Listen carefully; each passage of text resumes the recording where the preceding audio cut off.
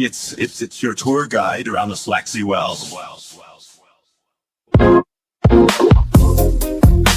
How long the tour bus, so let's go. Wednesday and Sunday out when you can take the tour. Hop on now, we starting out. Texas land, the Panthers shout. Tigers roar in deserts drought. What's that whisper? Ain't no doubt. Next to Boot got Jags to see. More tigers prowling, making others flee. Arkansas, a quick short spree. Golden Lions, they run free. How long the tour bus, so let's go. Wednesday and Sunday out when you can take the tour. We love the sip, so we raising cheers. Delta doubles fueling fears. Braves and Tigers through the years. Echo loud in crowded spheres. Swing through Bama, hear them call. Hornets buzzing, stand up tall. Bulldogs barking in the hall. Feel the rhythm break or fall.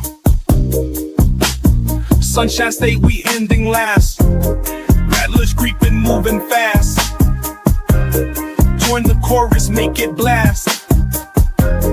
Dogcats past and future, hold it fast. SWAC stories on the stage. Every chapter turning page.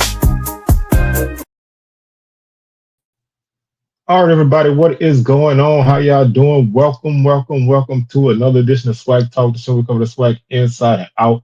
I am your tour guide around the SWAC Wells coming at you, and we are gonna talk about the Hornets' first four opponent, St. Francis Red Flash. Like I said, we're gonna. It's not gonna be a breakdown in terms of a preview and predictions and all of that. This is more of just kind of giving you a first idea of who these cats are, man. You know what got them here, and you know what makes them special. So just to kind of give you an idea, because I'm quite sure most of y'all never heard of this team, and so they're gonna be an interesting group to break down. So I'm just gonna kind of give you a quick heads up on who they are, and we'll kind of talk about them a little bit, and then get ready for the tournament. I will have a breakdown of this game tomorrow, where I talk about more how they match up with Bama State and you know how I think this game is gonna go. So with that being said, man, let's jump right into it. The Red Flash coming into this game at 16-17. They're play-in team, if I ever saw one. 16-17, 8-8 in conference. Similar records to Bama State. Obviously, Bama State won more conference games, but I think Bama State comes in at like 17-17. So these are similar teams. These are teams who their only entrance into the tournament was through the auto bid like everybody else, but they were definitely going to end up in the first four. And ironically, St. Francis, they played their first game of the season in Dayton. They'll play their first game of the tournament in Dayton. So they like we say, Atlanta to Atlanta in football. They Dayton to Dayton in basketball. You know what I'm saying? So the Red Flash, they didn't have a great time in Dayton the first time they lost to the Flyers 87-57. So they're a team, like I said, will come in with not a lot under their belts. They got blown out by Clemson 88-62. They did beat Campbell. They lost to Penn State 92-62. They played Mount St. Mary's, who was another first four team. They lost to them 66-58 at home. So it's going on the road. They lost to them on the road. They lost to Georgetown 82-65. They beat Lehigh 88-78. They lost to Radford 79-70. They lost to Niagara 69-66. They lost to Maryland 111-57. They come in with a SWAC type. I'm sorry to say this, but they come in with a SWAC type of non-conference. A few wins over sub D1 teams and blowouts against power teams, and losses to other mid-major teams. They lost to Robert Morris at 90-77. So they did not win a game against a D1 opponent. What they did, they won one game against a D1 opponent in the non-conference, and that was against Campbell. So they kind of come in with a SWAC type resume, and so in that aspect, they're similar there. Didn't really do a lot in the conference. Like I said, went 8-8. Got hot in the tournament. They're on a 6-game winning streak to close out, so they finished the season with a 3-game winning streak. And then they kind of got in the tournament and got hot. They got in as the 3 seed at 8-8. They were the 3 seed. This tournament, this conference was bad. When your 3rd place team is 8-8, this is a bad conference. It's very top heavy. Central Connecticut, who won the regular season, was 14-2. And then Long Island was right behind them. Everybody else was very bad. So this was not a good conference at all. This is like the white people SWAC. So they weren't good at all. They beat Wagner in their first game, 58-55. They beat Long Island on the road, 71-68. And then they beat Central Connecticut in a game I had the unfortunate of watching back, 46-43. This was a very ugly game. Offensively, neither team could get anything going. And Central Connecticut is a very good team. They would have been probably a straight 16 or 15 if they got in, but they got upset at home by St. Francis, and that's what gets the red flash here. Just getting hot in the tournament.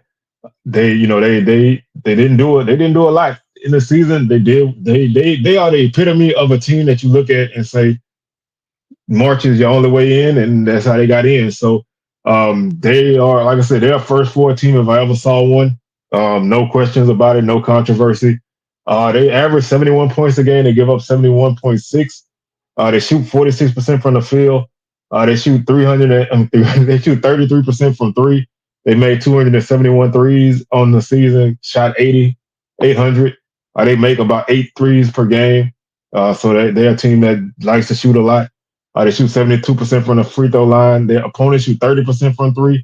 Their opponents make almost 8 threes a game. So they shoot a lot of threes. And they give up a lot of threes. Then the opponents shoot 43% from the field. They average 34 rebounds per game. The opponents 34.4. So pretty even there. They average 14.2 assists per game. They average 12.9 turnovers a game. They force 11.2, so they don't turn you over a lot. They don't turn the ball over a whole lot, but they don't really force many turnovers. They average about 6 steals per game, so they're not really going to put you under a lot of pressure in terms of kind of trying to speed you up. Even though they do score at a decent clip, they're not a team that's really going to turn you over and get the buckets that way. They average 12.5 points off of turnovers a game. So not that's not bad, but it's not great either. Just for comparison, Bama State averages almost 15 points per game off of turnovers. So they do a good job of getting out in transition when they do get those turnovers. They do block. Like I said, they average 6.3 steals per game. They block about 2.5 shots per game. Again, nothing fancy. Like I said, I don't think there's a lot fancy about this team. There's not a lot that's gonna wow you. They do have some balanced scoring. They're led by Riley Parker, who's their point guard. He averages 13.4 points per game. He averages three and a half rebounds. He has 111 assists on the season. He has 28 steals and 3 blocks. Also, Valentino Panito, he averages 10 points per game and 6.5 rebounds per game. That number leads the team. He also leads the team with 19 blocks. He has 22 steals as well and 37 assists.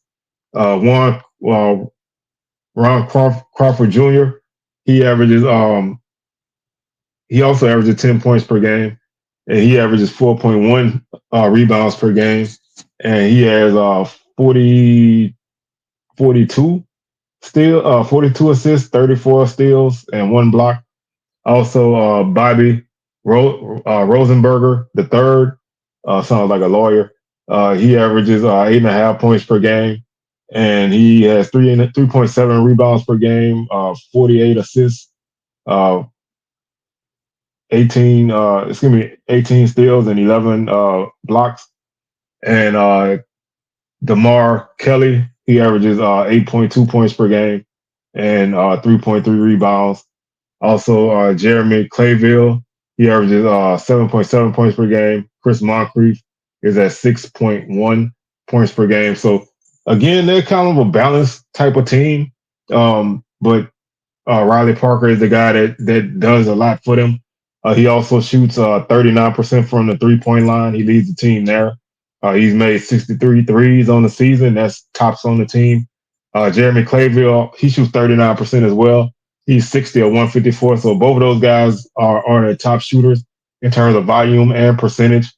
Also, Warren Crawford Jr., he shoots 37%, and he's made 53 threes. So they have three guys who really can let it fly from outside. And they're not scared to shoot. Like I said, they're just not a consistent team. And when you look at their record, it lets you know that some of the guys who we name, Ron Crawford Jr., he's 6'3", 205. He's a freshman. He's from Dayton, so he's going back home.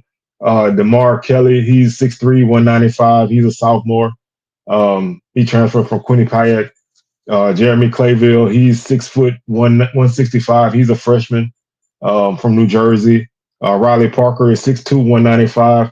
Kind of like a Duke. He kind of looks like a Duke point guard, if you know what I'm saying. He's a junior. He's from Australia. So he's a foreign kid, so you know he's gonna be really technically sound. Bobby Rosenberg the third. He looks like his namesake. 6'5", 205. He's a sophomore. This is a pretty young team. In terms of the guys who play, they're a pretty young team, and that could explain a lot of what their issue is. Valentino Pinedo is from Spain. He's a 6'8", 235 junior. He came from East Carolina. So they, like I said, they don't really have. Again, this is not a team that has a lot of size. I think the tallest guy is like 6'9". So they don't really throw a lot of size at you. They're more all kind of like between 6 foot and 6'6". They don't seem to play a ton of guys. So you're not gonna have wave after wave of guy coming at you. They have a few guys that they seem to go about 8 deep or 9 deep. So that's not a bad rotation. It's a pretty solid rotation. But the bulk of the guys who played the bulk of their minutes, they get a lot of minutes from the starters. All the starters are playing over 27 minutes a game. So they do get breaks here and there, but they tend to go pretty heavy. Parker plays 31 minutes a game, so you're gonna see him on the court a lot. Like I said, he's the guy who kind of leads this team and does a lot for them. So, like I said, there's not anything fancy about this team. So you're not gonna go into it. This is not Montana State from last year, who wasn't a team who had a great record, but they were a really good team shooting from outside, and they had great size. And Groundland was able to overcome all of that. This is not that kind of team, and that's not to say that they can't win, but they're a good SWAC matchup. Honestly, they're a team who kind of similar size wise, and they're not a consistent team, so you're not worrying about that. They don't really have some outrageous system that they run. They don't shoot the ball from outside like fantastically great. They're not huge inside. That's going to cause you problems. They don't play super slow. That might cause you problems. So as long as you do what you do, you should be fine in a game against a team like this. So we'll be back tomorrow to break this game down and give you a better idea of what to expect from this team and from the Hornets. So with that being said, man, I'm your tour guide around the SWAC Seawell signing out, and I will catch y'all on the rebound. Peace.